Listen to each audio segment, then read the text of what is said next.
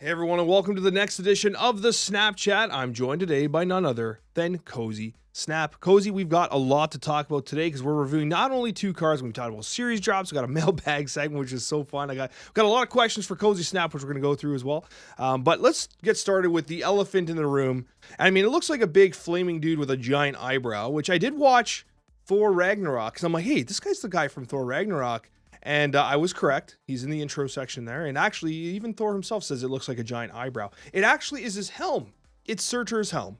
And I got to tell you, Surtur, we came in at 5 stars last week. We both gave it 5 stars. But I don't know about you, Cozy. Does it feel like we still felt like we were low? Like we gave it 5 stars, but it's like, I think we missed. Like, bro, what? Well, I love it because we both came to the conclusion that there's no way that you can add power to cards, then get him to get that same boost. Like, there's no way they would do that. That would be too strong, right? And guess what? They did. And that was what blew us all away, I think. I think we pigeonholed him into cards that would work, and he was still good in those decks, and now he's even better because he worked with far more cards than just the ones we mentioned. This guy is everywhere. We thought he would be everywhere. Ooh, he's a good one. Yeah, no, he definitely is good, and like he has some resilience to Shadow King. This is interesting. I was playing, right? I'm testing, and like I'm playing against nonstop Surtur, right? And I'm like, okay, I got Shadow King, but I'm bringing him down to a 3/5 still. And not only that, but he's the player is still playing tons of 10 power cards. Like, hi, I can't swing everything. I can't win every location. You can Shang-Chi, right? And that helps. So you still like, oh, there's still a Cull Obsidian on the other lane. Like, well, I got to do something about that too. At best, you Cull Obsidian, you Shang-Chi, and you play your Shadow King. But then, like, that's your turn 6 play. Dude, it is a lot of power. We said it before. Adding 3 power in this game has always felt broken. Every single card that's added 3 power at launch has felt broken. This one has premium stats at 3/5. It's legit insane. He is as good as we thought he would be, but again, not even. And yeah, it's crazy. I mean, like, just playing him down, I just was like, wow, this just seems a little bit too much. And also, like, what I think sucks about Snap, one of the things I'm not a fan of, like, the balance is so well done in the game, but I just hate when you're playing with something so powerful, you're like, oh, well, I'll enjoy it while it lasts. I will enjoy it while it lasts because I just don't think this guy's gonna make it, man. Something's gonna get adjusted here, but what? Yeah, I mean that's for sure, right? Or they just don't adjust them. I think the Fenris Wolf is the expectation to be a bit of a counterplay because you can Shang-Chi something big, all these 10 power cards, and then bring that back. I think that's the release valve they added. I would be shocked. Not that I'm saying it shouldn't happen. I'm just saying I would be shocked if Surtur got nerfed before the release of Fenris Wolf, because that could potentially be a release valve, because you're getting additional synergy with Shang-Chi, who just might be one of the most popular games in Marvel Snap right now. I heard that somewhere recently. And I gotta tell you that, like, this card needs something. It can't stay like this. This is crazy. Like, I don't know if Second Dinner's, like, lease was up on their building, and they're like, bro, we need to bring in a couple bucks here, or like, what up? And like, it's just, there was people at last pod, people in the comments were like, yo, why isn't Gore the season pass card? Well, clearly, I think Surtur's stronger than Gore. I cannot imagine a 3-drop stronger than this. Like, it's wild. And we've had Surfer, like, at release. This card is crazy, Cozy, and, like, it's running a 55% win rate right now, and that's only infinite, at 11% popularity, insane cube rate. Like, it is absolutely crushing. Yeah, it's just, and I don't like it when the season pass, it's such a careful balance that they have to have. And I think this is way too on the heavy side of balancing. I think this is too good. You want a card that's always, we want all new cards to be competitive, right? And I think even me and you, I think I said long ago that I'd rather cards be leaning towards not as good when they release and you towards they are good. And I think this is one of the reasons why, because it's just, you have a card. It's like such a quick dopamine effect. And then it's immediately met with like frustration and sadness and people are mad or boredom and like all these other things. Whereas like if he was underperforming, then you could give him a little bit of a buff or whatever. But this guy, he's just too good, right?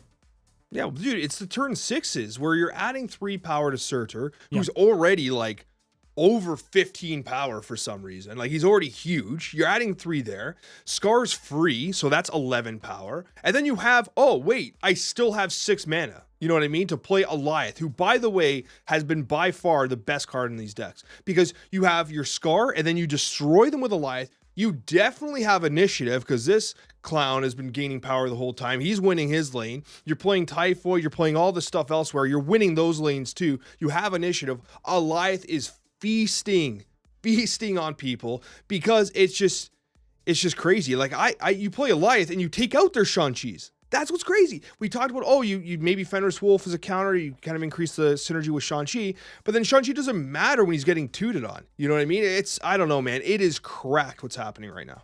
Very, very strong. And again, just having way more cars that could fit with him than we originally thought. And so his flexibility is through the roof as well.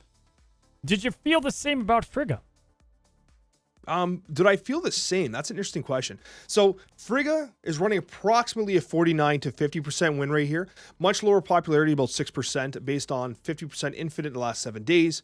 Cube rate, way, way, way lower than something like a Surtur. It is clearly less impactful than Surtur is, but I'll tell you right now, I like this card. Oh, yeah. Whether or not it becomes like a meta shaker, time will tell. But my play experience with this card, I'm like, damn, I like Frigga. Like, I think this card is good.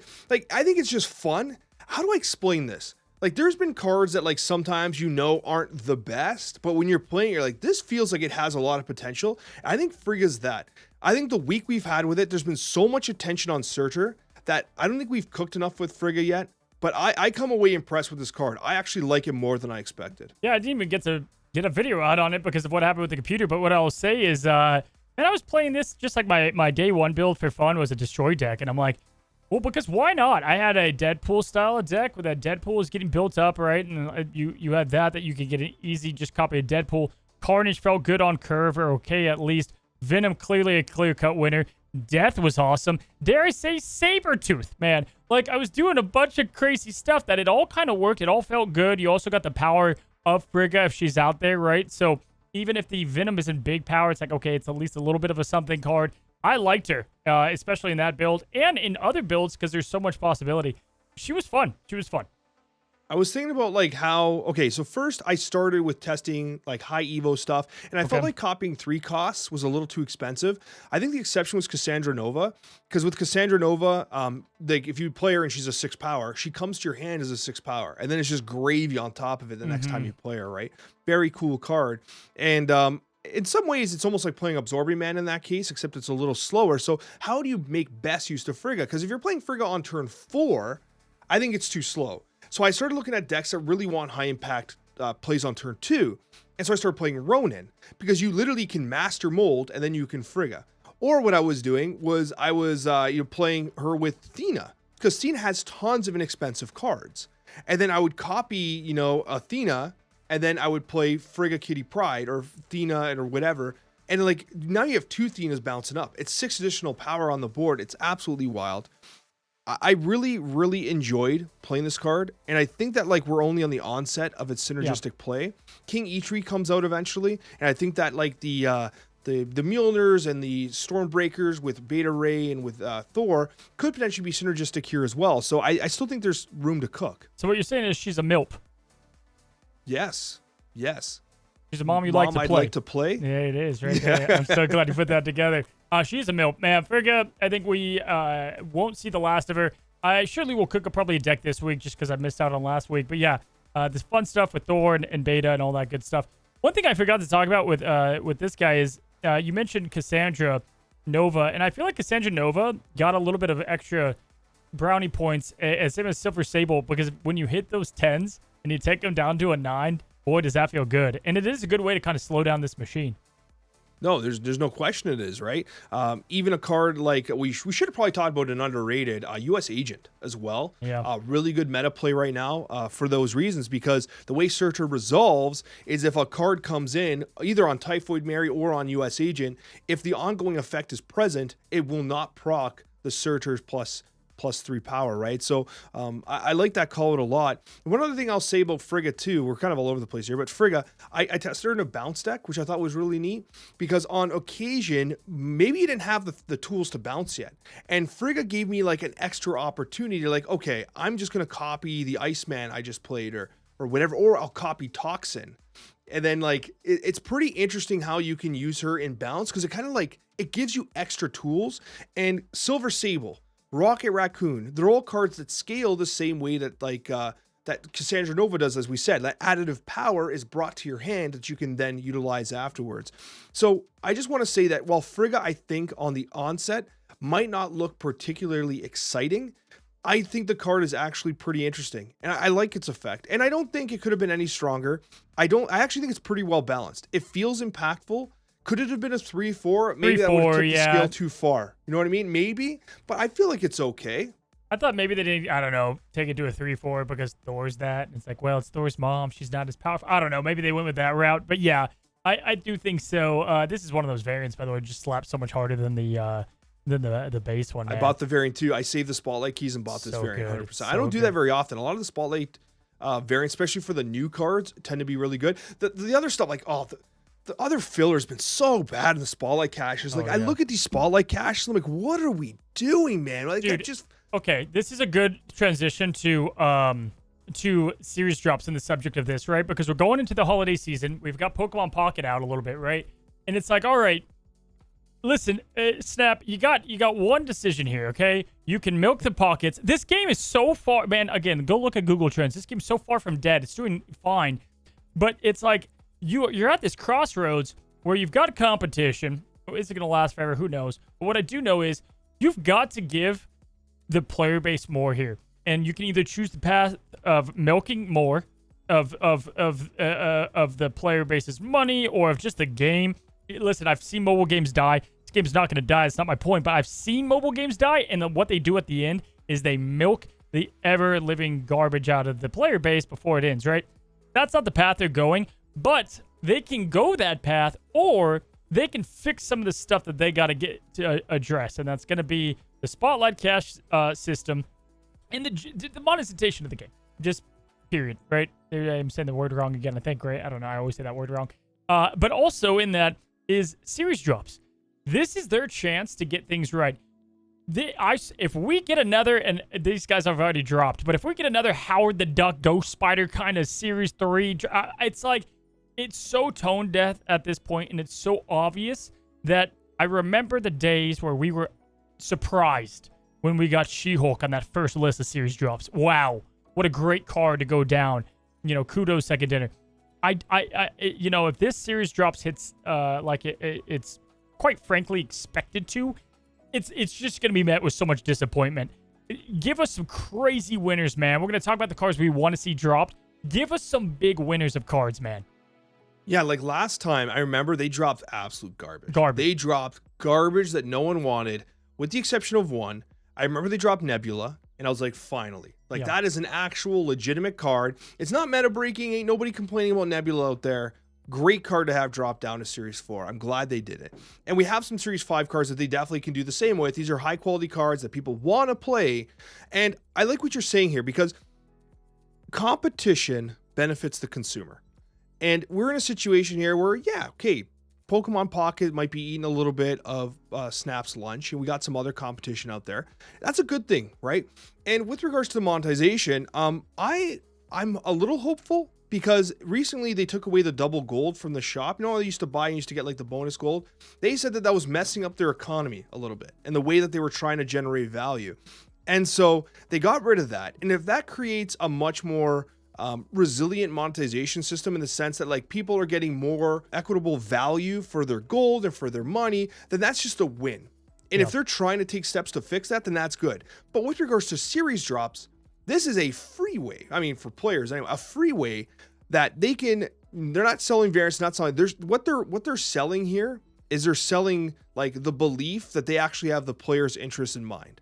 Yep. When they do their series drops, they have a chance to send a message that we're here and we're going to actually make decisions that benefit the player base for the long term. And I believe in Snap. I believe in Snap, and I believe in that team. And I really hope that they land on that belief, because if they don't, listen, like I could have easily, very easily, in fact, I had to talk to my wife about it, that it was a decision that I elected not to do. I could have gone to Pokemon Pocket and have done great. I know I could have. It's a card game. I love Pokemon. It all made sense. But I love Snap. I love it. I do. And it's, you know, you could call it like, you know, not letting go of something. I don't even think we're near that yet. But we'll take those steps if Snap continues to elect on the decisions that aren't being made. And I have my faults with it. Listen, it's been now years removed for the team where I was doing, the Loki season thing and all that. Like, I haven't talked to a lot of them over there. The communication has all but been gone. I mean, I talked to a couple guys. Glenn, you're awesome.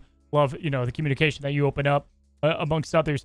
That is missing, especially when you look at other teams. I want that. But my belief is still in that team over there. And I hope as we move in, we get draft mode, we get these things that are skyrocketing. It starts here with series drops, and I'm hoping it's a win.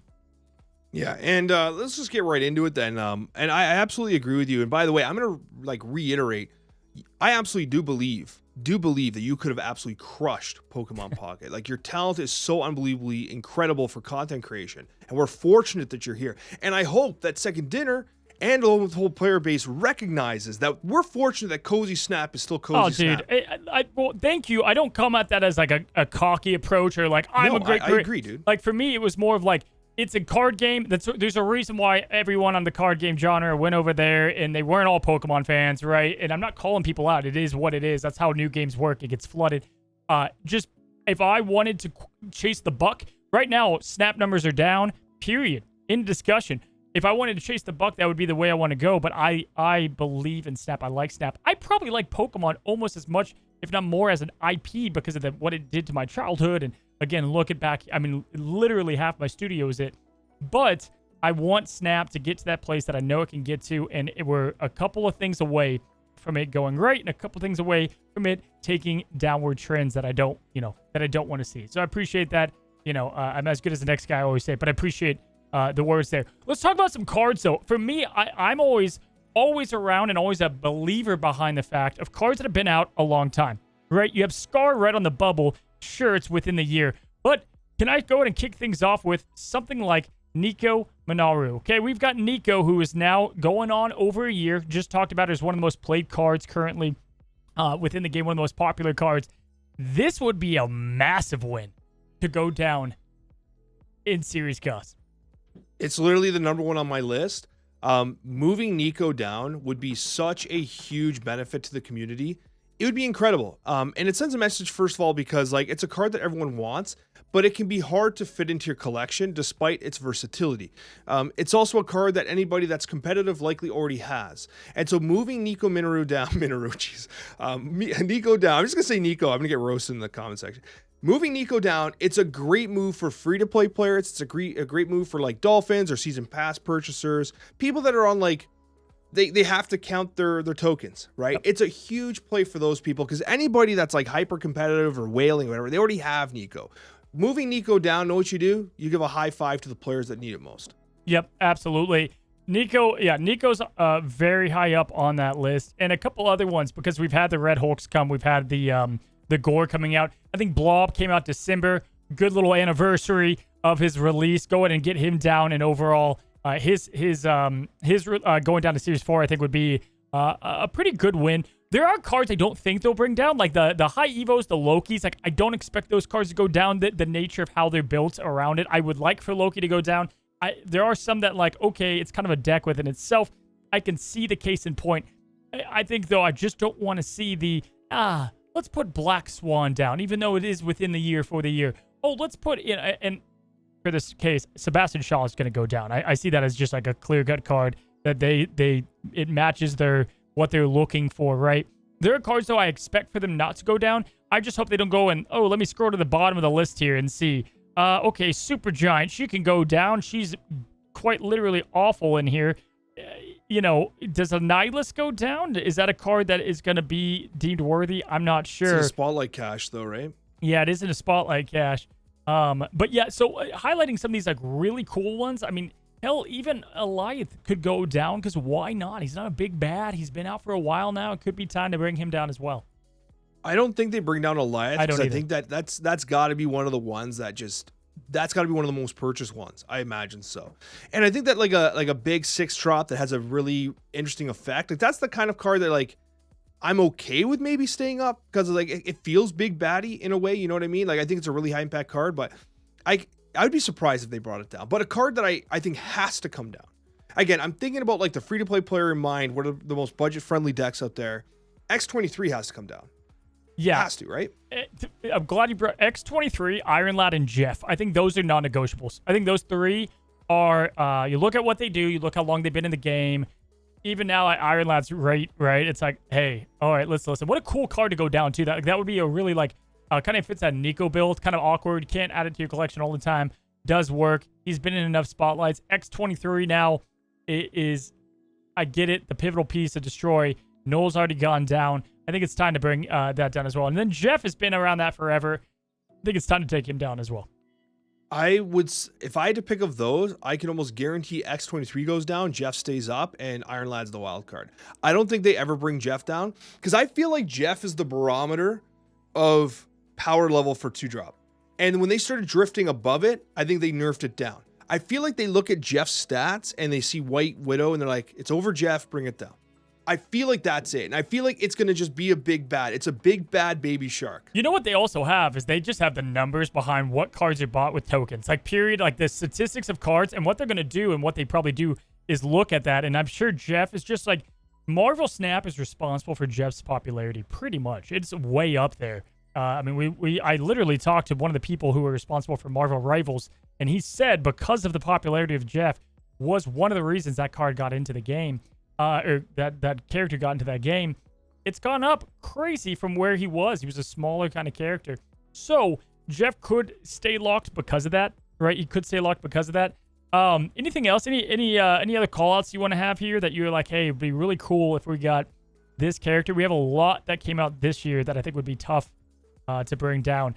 What about Cassandra Nova? I feel like Nova could go down because she was a free card. Even though she was a new card, she was a free one. I would be super surprised if Cassandra Nova came down because I just think you're right. It's new enough that they would probably not want to do it.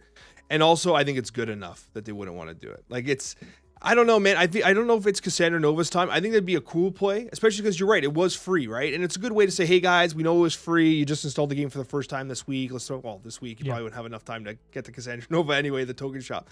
But let's reduce it. I can see that. How about Cull Obsidian though? And the reason why I bring up Cull Obsidian is it's almost been long enough, I think. But the other side to that, it's kind of just a 410 big dumb guy. You know what I mean? And it's not going to break the game. I can see them totally doing Black Swan down, Cole stays the same. And you're like, that makes no sense because it's the same season. Or Super Giant down. Or I swear, if we see a Super Giant and, who did I just say? Black Swan down and Cull Obsidian stays the same, it's just like clear cut and obvious at that point, right? It's like, all right, we're just avoiding the cards. Because those were all in that Thanos kind of season. What came out in January? Scar, Herc, and Meek. Any of those guys? Scar would be a nice gift. I don't think they will. It'd be a nice gift, though. It'd be a nice gift. With Surtur being out right now, I think people are buying Scar. You know what I mean? I think Scar's making sales right now. So I don't know. I think it's too hot. I just wonder about this. I wonder how this conversation goes, where it's like, the team sits down and like, hey, guys, we dropped Nico. It's a nice move for the team. Let's keep Jeff up for another little bit because whatever. We like the shark. We bring down X23.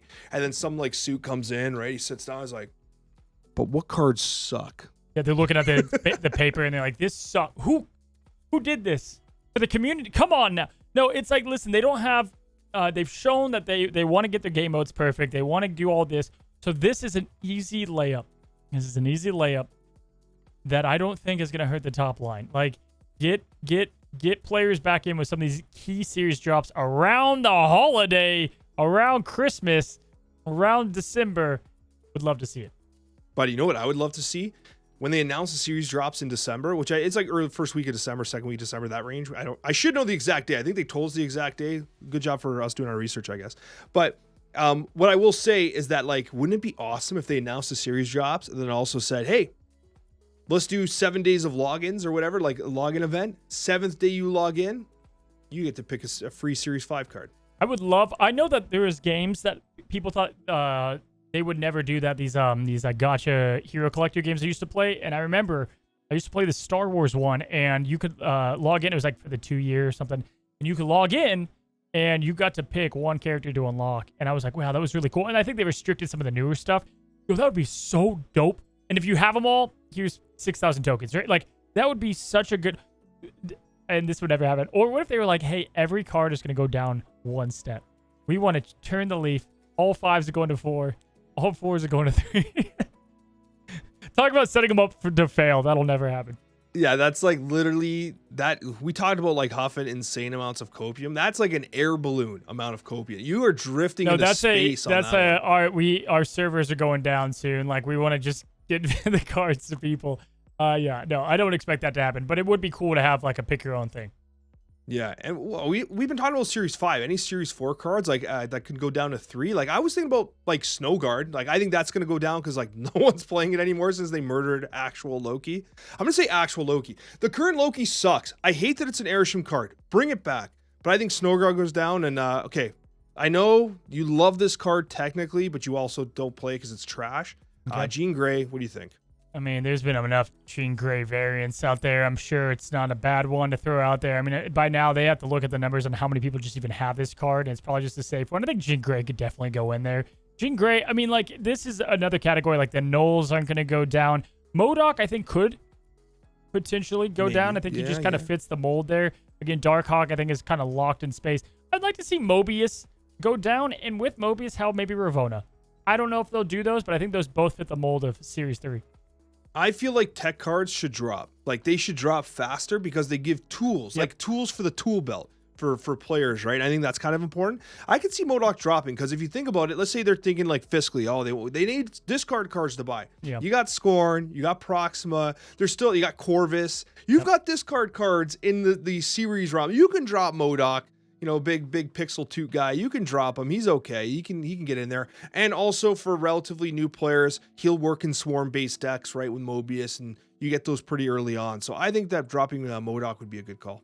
So incoming, we're gonna get Dawkins dropped. We're gonna get. I can see the cards now. I hate it. You just wanted to say Dawkins because we haven't said it in the podcast. I haven't said it in this podcast. I feel like we need to. I can just see them dropping him, no question. Yeah, Snowguard, Celine. We'll have to see. But yeah, man, I think those are all good. I think those are. I think we got our emotions out here, and it's in their balls in their court. Cozy, that takes us to the Snapchat mailbag. We got a fun one today here because we got a couple questions for Cozy. We got one real Marvel Snap question in there as well, Cozy. Hope you're ready. But before we get into that, there's very, very important comment here. Comes from Modica because we spoke about it last week and people couldn't believe it actually existed. The purple gum that tastes like soap is called Thrills. It's a Canadian brand. And Katie asked an important question afterwards, which was, why would we create that? Yeah, I thought you said it was an American brand too.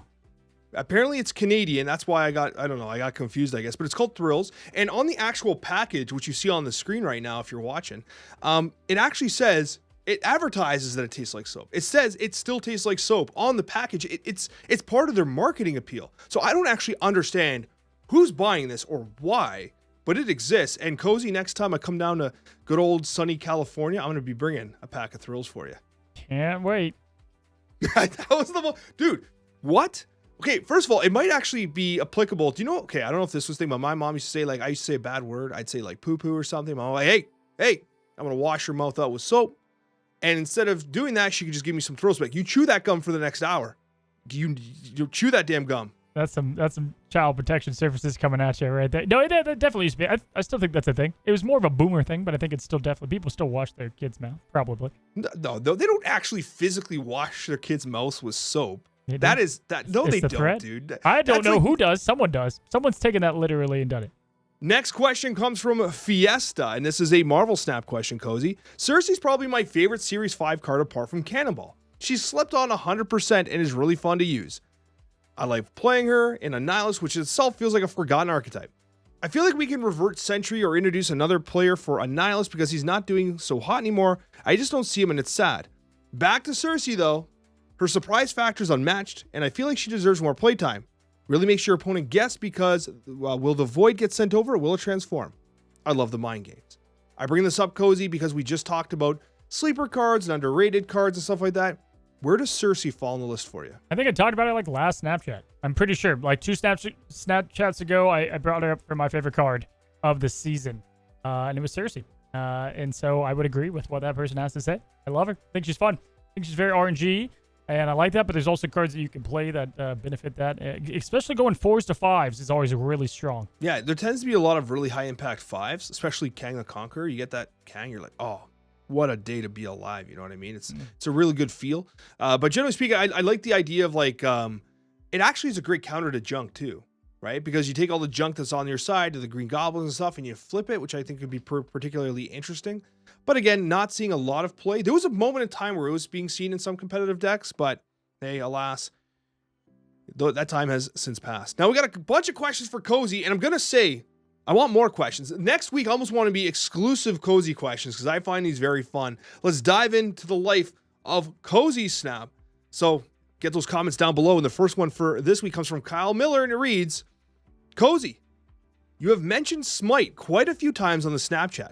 What is your current or all-time favorite god to play? And their all-time favorite would be Tenonos, and the current would be Surtur. I don't know if I said the first name right, but whatever. Good picks, yeah. Oh, man. I mean, classic me wants to say Poseidon just because, like, I remember, just such an easy combo to get down, man, and a lot of fun to get releasing the Kraken. Yeah, I'm going to go with that just because it was my first gold too. Yeah, it's been a while since I played Smite. It was one of my more played games when it came out. Smite 2 in beta, I believe, right now. Really fun game. A lot of respect. I know when I mentioned Smite, I get the closet. Talk about a closet fan base game. It's gotten bigger over the years, but closet fan base game. And love to see the comments in there. Cheers to you, buddy. Keep playing. Yeah. For me, like, obviously, like, it's MOBA centric. I was a huge Dota guy. Also really liked Heroes of the Storm from Blizzard. It had a really fun feel. I liked how the entire team gained experience together and stuff. It had much faster games. Like, Dota's like a 45-minute to an hour slog fest, and sometimes it's a disaster because like your guy's feeding and you have to stay in this game. Like, you know the problem with Dota is you're gonna lose within the first 6 minutes, and you're in that game for an hour and 10. It's like it's over within 10 minutes, and like you just have to stay in it. Oh, that's a whole other conversation. Is this therapy? Is this Dota therapy? I'm not sure. But we have another question from Valentia, and it reads, Cozy, what's your go-to comfort food, especially when you're grinding for clips, but you can never seem to get them? Ooh, grinding for what? Clips, like for like you're trying to get some games for videos and stuff. Like, what do you pound in between scenes? Oh, yeah, I typically don't eat between scenes, but I would say... Ooh, comfort food. So I come from the South a little bit. So Cajun food is always big comfort food for me. Probably seafood, man. Dude, I'm a foodie. I put down just about anything. I'm not a particular big dessert guy. So like I think people may think comfort food there. Like good old man, like fried chicken. I just like some of that. That's always good. That's always a good time. This is like a weird healthy choice, but pita and hummus is always just solid, like different, like spicy hummus, things like that. Quick, easy finger food, I guess. Sushi, poke's a comfort food. I don't even know if that goes as that. A lot of foods. I'm a big food guy.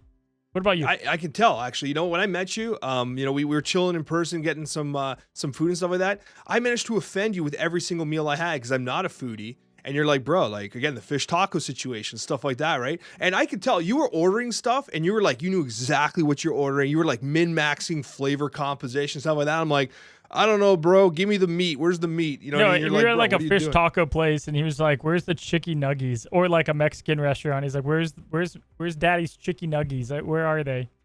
What I will say, though, you bring up like fried chicken, dude. I don't know. Okay, this is a Canadian take, so I'm not sure if this is a hot take or not. But the Cracker Barrel is fire, dude. It's not expensive and it's so good. Not sponsored, but hell, I'll take a sponsorship from Cracker Barrel all day. I would smash an entire deep fried chicken nugget meal right here, right now, if they sent it to me. They'd mail it. It'd be cold. I don't care. I would smash it. Like, Cracker Barrel is straight up fire, man. Okay, is it popular in the States, or is this just a Canadian that we don't get chicken like that? Like, it's weird. We don't eat like that. So I had Cracker Barrel a lot in Texas, but I went there for breakfast more than I did anything else. Why? You have chicken for breakfast? Like, no, it was like biscuits and gravy. What's a biscuit? Whatever. No, seriously, is that like a cookie? What's a biscuit? What are you talking about? What's a biscuit? No, I don't understand. You're trolling. You're trolling. You know what a biscuit is.